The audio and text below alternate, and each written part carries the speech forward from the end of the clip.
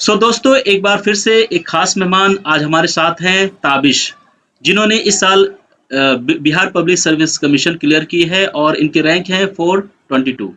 इनको revenue officer का post मिला है और बेस्ट पार्ट ये है दोस्तों कि ये ताबिश जो है जामिया आरसीए से हैं। तो आज ताबिश से मैं काफ़ी बात करूँगा उनकी इस कामयाबी के लिए, उनकी इस सक्सेस के बारे में, उनकी क्या स्ट्रेटेजी थी और उनसे कुछ टिप्स भी जानने की कोशिश करूँगा ताकि जो हमारे एस्पिरेंट इस वीडियो को देख रहे हैं उनको उनकी सलाह, उनके सजेशन से उनको फ़ायदा हो सके। ताबिश कांग्रेचुलेशन, आपको बहुत-बहुत बधाई, बहुत-बहुत मुबारक। You have done a great job और बहुत खुशी होती है आप जैसे नौजवान को देखने के बाद जहाँ पे आप इस पोजीशन पे पहुँच जाते हैं जहाँ पे स्टेट पीसीएस हो या यूपीएससी जैसे कि बहुत ही बड़ी टेस्ट होती है उसको आप क्लियर करते हैं। तो हम सभी की तरफ से आपको बहुत-बहुत बधाई, बहुत-बहुत शुक्रिया आप सबका, आपका जो आपने अपना अपना कीमती वक़्त हमारे इस चैनल को दिया। ताबिश आपसे जानना चाहूँगा कि आप पहले अपने बारे में बताइए और अपनी एजुकेशन और फैमिली के बारे में बताइए। सबसे पहले तो मैं आपका शुक्रिया अदा करना चाहूँगा, आपके विशेज़ के लिए और आपके चैनल के माध्यम से मैं बाकी सारे लोगों को ये शुक्रिया अदा करना चाहूँगा। मेरा नाम मोहम्मद ताबिश हसन है, मैं नालंदा बिहार से बिलॉन्ग करता हूँ और मेरी प्राइमरी सीनियर सेकेंडरी एजुकेशन जो है वो नालंदा बिहार में ही हुई है।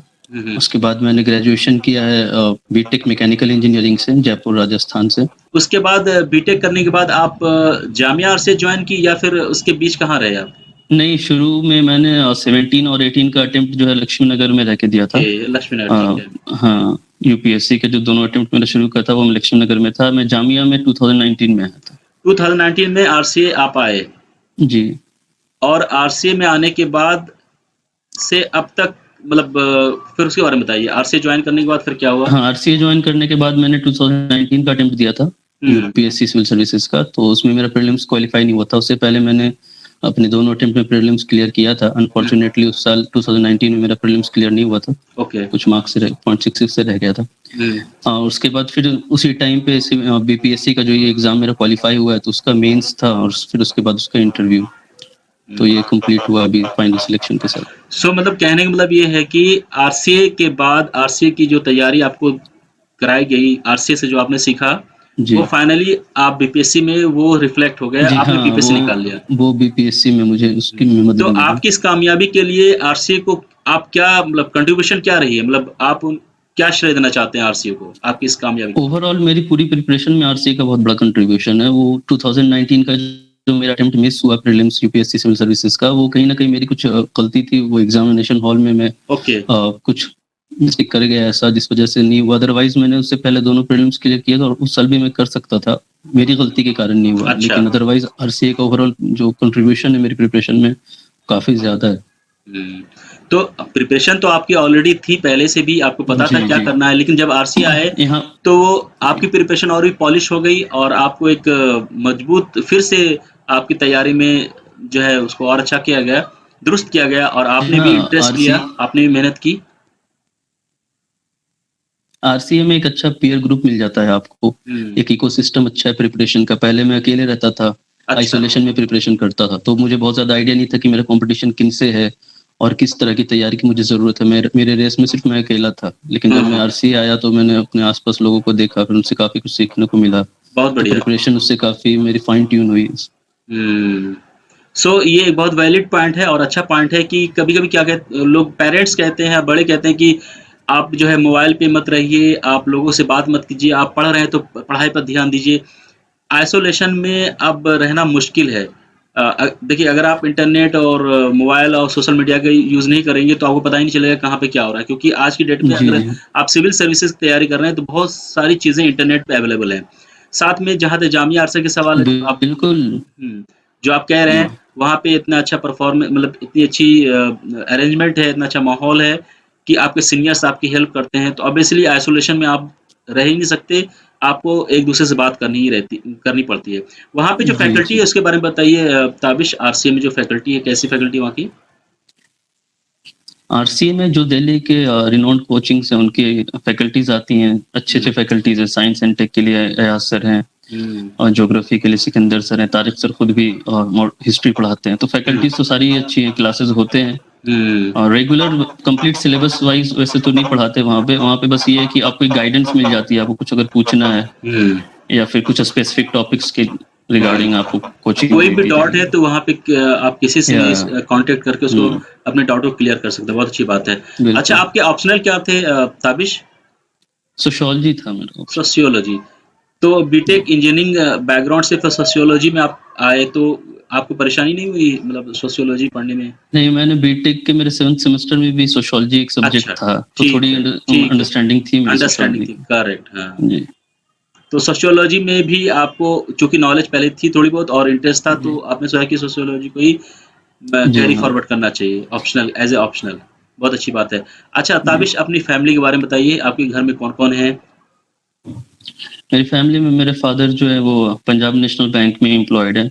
हुँ, अच्छा। मम्मी जो है मेरी वो हाउसवाइफ है। एक छोटा भाई है, अच्छा, वो आपसे बीटेक छोटा है? कंप्लीट कर कर जी हाँ, वो मुझसे छोटा, वो बीटेक कंप्लीट करके अभी जॉब की तलाश में है। अच्छा, और अच्छा। एक उस छोटी बहन है, वो अभी क्लास 10th में। तो आप बड़े हैं घर के, जी हाँ, मैं सबसे बड़ा। तो आपके ऊपर तो ज़िम्मेदारी होगी फैमिली की, मतलब छोटी फैमिली है ऑब्वियसली लेकिन क्योंकि बड़े हैं तो ज़िम्मेदारी है और जब ये रिज़ल्ट आई तो उसके बाद काफ़ी अच्छा लगा होगा आपके पेरेंट्स को, आपको भी। तो एक माहौल क्या थी घर की, मतलब किस तरह का माहौल था जब रिज़ल्ट आया आपका? जी, बिल्कुल मेरे फादर नेक्स्ट जैन 2022 में रिटायर कर रहे हैं। ओहो! तो उससे पहले मुझे माशाअल्लाह, बहुत बढ़िया, बहुत बढ़िया। ये तो मुझे बहुत अच्छी चाहिए थी। खबर आपने दी, बहुत अच्छा। जी हाँ, तो उससे तो पहले मुझे एक जॉब चाहिए थी, क्योंकि मैं चाहता हूँ तो घर पे रिस्पॉन्सिबिलिटी लेनी पड़ेगी एट बिल्कुल, बिल्कुल।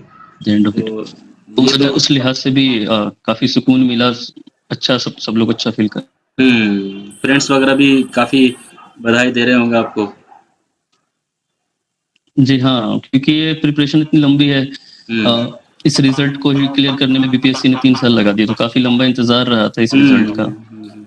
फाइनली देर आया, दुरुस्त आया। बिल्कुल, बिल्कुल। अच्छा ये सोशियोलॉजी में कोई बुक्स आप रेफ़र कर सकते हैं? बहुत सारे ऐसे भी एस्पिरेंट हैं जो इस वक़्त इस वीडियो को देख रहे हैं और कहीं न कहीं उस उनके भी ऑप्शनल पेपर हो सकते हैं कि सोशियोलॉजी हो। तो आप क्योंकि आप ऑलरेडी पढ़ चुके हैं तो आपको आइडिया होगा कि कौन-सी बुक जो है रेफ़र करनी चाहिए। कुछ एक इसके बारे में बताइए ताबिश? जी हाँ, सोशियोलॉजी के लिए पहले तो मैंने कोचिंग ली थी दिल्ली में ही, हुँ, महापात्रा सर हैं वाजीराम में, मैंने उनसे कोचिंग ली थी, तो वो मेरे क्लास नोट्स थे पहले। वैसे हुँ, handwritten notes, class notes market में मिल जाते हैं, किसी भी टीचर के, अच्छे टीचर जो भी उपेंद्र सर हैं, महापात्रा सर हैं, हुँ। आप उनके एक नोट्स ले सकते हैं। अच्छा। फिर उसके बाद एक ऑरेंज हार्लम्बोस की बुक आती है, हुँ, तो उसको आप सिलेक्टिवली रीड कर सकते हैं। हुँ, थिंकर्स के लिए रिट्ज़र की बुक है, उसमें सिर्फ़ आप कुछ जो 4-5 थिंकर्स हैं पेपर 1 में, उनको हुँ, उनको फ़ॉलो कर सकते हैं उसके थ्रू। हुँ। और इग्नू के स्टडी मटेरियल आते हैं बीए के, अच्छा इग्नू के, तो ओके। जी, तो वो काफ़ी एनरिचिंग होते हैं, तो उन सब का यूज़ करके आपको अपने सिलेबस को सामने रखते हुए हुँ, नोट्स हुँ। बनाने चाहिए। हुँ, हुँ। और उसको करंट अफेयर्स में जो भी सोशियोलॉजी से रिलेटेड इश्यूज़ आते हैं या एग्ज़ाम्पल्स आते हैं, कहीं पे कास्ट को लेकर कोई एग्ज़ाम्पल आया, हुँ। तो उसको आप कोट करके अपने आंसर को ज़्यादा रिलेवेंट और एनरिच कर सकते हैं। बिल्कुल, बिल्कुल। तो ताबिश आप तो बीटेक इंजीनियरिंग से थे, बैकग्राउंड आपका था। तो सिविल सर्विस में आने की मतलब क्या ऐसा हुआ जो सिविल सर्विसेज़ के बारे में आपने सोचा कि सिविल सर्विस में जाना चाहिए? जी, मैं हमेशा से ही सिविल सर्विसेज़ को लेकर मेरे अंदर इंटरेस्ट था। मैं अच्छा। 12th के बाद ही सिविल सर्विसेज़ की प्रिपरेशन करना चाहता था, लेकिन मेरे फादर चाहते थे कि, क्योंकि ग्रेजुएशन एक मिनिमम क्राइटेरिया होता है सिविल सर्विसेज़ हुँ, में अप्लाई करने का, हुँ। तो मेरे फादर चाहते थे कि अगर ग्रेजुएशन करना है तो किसी प्रोफेशनल डिग्री में करो। That's why I okay. Opted mechanical engineering. और उसके बाद मैं देखता था जैसे गवर्नमेंट की बहुत सारी स्कीम्स लॉन्च होती हैं। हुँ, हुँ। एक बार मैं ऐसे न्यूज़ चैनल देख रहा था, तो ज़ी न्यूज़ पे शायद एक रिपोर्ट आ रही थी। उसमें मोदी गवर्नमेंट की 15 स्कीम्स के बारे में गाँव में लोगों से पूछा जा रहा था और किसी एक को एक भी स्कीम के बारे में कोई पता आइडिया नहीं। नहीं था। हुँ, जी हाँ, कोई आइडिया था। तो जिनके लिए स्कीम बन रही है उनको पता ही नहीं है। तो ये काम जो होता है वो ब्यूरोक्रेट हुँ। जो भी डिस्ट्रिक्ट मजिस्ट्रेट या जो भी वहाँ पे लोकल हायरार्की में जो भी ऑफिसर्स होते हैं, उनका होता है कि आप अवेयरनेस क्रिएट करो, आप स्कीम्स को गवर्नमेंट से लोगों तक पहुँचाओ। हुँ। तो वो चीज़ एक वो था, स्पार्क मिला वहाँ से कि हुँ। नहीं, अब इसको और परस्यू करना चाहिए इस ड्रीम को, तो फिर मैंने बीटेक के बाद इसको परस्यू किया। अच्छा। सो ताबिश एक और क्वेश्चन है वो ये है कि अगर कोई स्टूडेंट है नया जो अभी शुरुआत शुरुआत कर रहा है बीपीएससी मैं स्पेशली बीपीएससी की बात करूँगा कि अगर वो बीपीएससी की तैयारी करना चाहता है तो उन्हें किन-किन बातों का ध्यान रखना चाहिए? ओवरऑल जो आपकी अब तक एक्सपीरियंस रही है बीपीएससी के लिए और वो किस तरह से स्ट्रैटेजी बनाए, किस तरह से प्लान करे अपनी प्रिपरेशन को ताकि कम वक़्त में वो बीपीएससी निकाल सके? जी। तो बीपीएससी की प्रिपरेशन अगर आपको सिर्फ़ बीपीएससी की करनी है तो आपको बहुत ज़्यादा वक़्त नहीं लगेगा। लेकिन ओके। अगर आप यूपीएससी की प्रिपरेशन करते हैं तो उसके साथ आप बीपीएससी का एग्ज़ाम दे सकते हैं। आपको थोड़ा-सा मेंस में कुछ टॉपिक्स अलग हैं उनको प्रिपेयर करने की ज़रूरत होती है। हुँ, हुँ। अगर यूपीएससी की प्रिपरेशन है तो आपको बहुत ज़्यादा एफर्ट की ज़रूरत नहीं है। लेकिन अगर आप डेडिकेटेड आप बीपीएससी की ही सिर्फ़ करना चाहते हैं तो उसमें काफ़ी कम समय में आप किया जा सकता है। अच्छा। सबसे पहले तो आप प्रीवियस ईयर क्वेश्चन्स को देखें। जैसे हिस्ट्री और साइंस से बीपीएससी के प्रीलिम्स में क्वेश्चन ज़्यादा आते हैं। हुँ। उसके बाद थर्ड नंबर पे करंट अफेयर्स होता है और उसके बाद बिहार स्पेसिफिक। अच्छा। इकोनॉमी, ज्योग्राफी इन पे थोड़ा-सा कंपैरेटिवली इनका वेटेज जो है वो कम है। तो हुँ। इन सब्जेक्ट्स को प्रिपेयर करने के लिए आप लूसेंट जो जीके की बुक आती है उसको यूज़ कर सकते हैं, उसको रेफ़र कर सकते हैं। हाँ। नहीं तो एक घटना चक्र करके हर सब्जेक्ट की आती है तो साइंस और हिस्ट्री के लिए आप घटना चक्र कर सकते हैं। Okay, good. हुँ। करंट अफेयर्स के लिए दृष्टि की मैगज़ीन एक फाइनल कंपाइलेशन आता है। जब एग्ज़ाम होने वाला होगा उससे कुछ दिनों पहले फाइनल कंपाइलेशन एक फुल ईयरली कंपाइलेशन आ जाएगा अच्छा। स्पेसिफिक बीपीएससी के लिए। तो आप करंट अफेयर्स उससे प्रिपेयर कर लें और बाकी सब्जेक्ट्स जो बेसिक बुक्स होती हैं उनसे आप पढ़ सकते हैं। लक्ष्मीकांत से, पॉलिटी और मॉडर्न हिस्ट्री जैसे स्पेक्ट्रम से। तो प्रीलिम्स इतने से हो जाता है। फिर उसके बाद जब आप मेंस पे आएँगे तो मेंस में 2 जीएस के पेपर हैं और एक आपका ऑप्शनल है। तो हुँ। जीएस 1 जैसे है तो उसमें 2 क्वेश्चन्स आपको पता है स्टैट्स के करने हैं। तो हुँ। आप थोड़ा-सा उसको प्रिपेयर कर लो स्टैट्स को, ज़्यादा एफर्ट नहीं लगता। प्रीवियस ईयर के 3-4 स्टैट्स बना लो आप, हुँ। तो वो काम आपका उससे हो जाता है। फिर उसके बाद कुछ क्वेश्चन्स उसमें स्टैटिक हैं। जैसे आर्ट एंड कल्चर में उसमें 3-4 टॉपिक है वो डिफाइंड है, तो आप उनको प्रिपेयर कर लो, अल्टरनेट करके हर साल आएँगे। ओके। अगर इस बार पाला आर्ट आया है तो अगले साल पटना कलाम आएगा। ओके। ऐसे करके पेपर 1 आपका प्रिपेयर हो जाएगा। पेपर 2 जो है ज़्यादा करंट ओरिएंटेड होता है, तो उसके लिए आपको एक मंथली मैगज़ीन रेफ़र कर सकते हैं। अच्छा। जैसे हम लोग विज़न की monthly magazine civil services UPSC के लिए पढ़ते हैं, अच्छा, ठीक है। तो उसी मैगज़ीन को हम इसके लिए भी रेफ़र कर सकते हैं बीपीएससी के लिए भी। अच्छा। मतलब उसमें से विज़न ब्रॉड विज़न की जो क्वेश्चन्स निकाल मैगज़ीन है वो लेंगे जो बीपीएससी में भी काम आ जाएगी। जी हाँ, विज़न की मंथली मैगज़ीन जो है वो करंट अफेयर्स पेपर 2 के जो क्वेश्चन्स आते हैं बीपीएससी में, हुँ। उसके लिए काफ़ी है। उसमें से आपको बस ये देखना है कि कौन से क्वेश्चन ऐसे हैं जिन पे 38 मार्कर का क्वेश्चन बन सकता है, क्योंकि बहुत अच्छा। सारे करंट अफेयर्स छोटे-मोटे होंगे तो उनका यूज़ नहीं आएगा।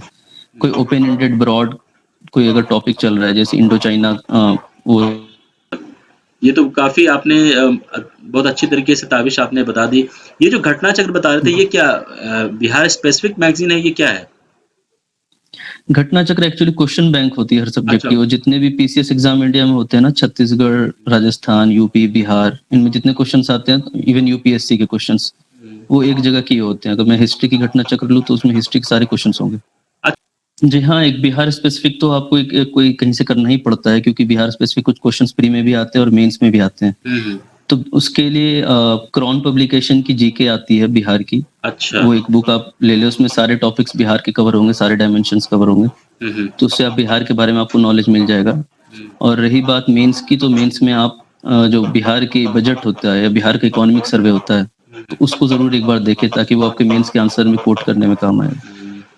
ताबिश ये जो इंटरव्यू आपसे मैंने ली है, आपने जो स्ट्रैटेजी प्लान दिया है बीपीएससी के लिए ये टॉनिक एक कैप्सूल काम करेगा हमारे एस्पिरेंट के लिए। आपने काफ़ी कुछ डिटेल में सब कुछ बता दिया है जिसकी ज़रूरत हमारे एस्पिरेंट एस्पिरेंट को है।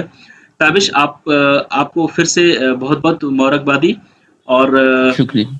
एक और लास्ट सवाल वो ये है कि फ्यूचर क्या क्या प्लान है? आप आगे क्या करना चाहते हैं? क्या आप यूपीएससी की तैयारी करेंगे या फिर इसी में आपको आगे कैरी फॉरवर्ड करना है बीपीएससी में जो आपको रेवेन्यू मिली है?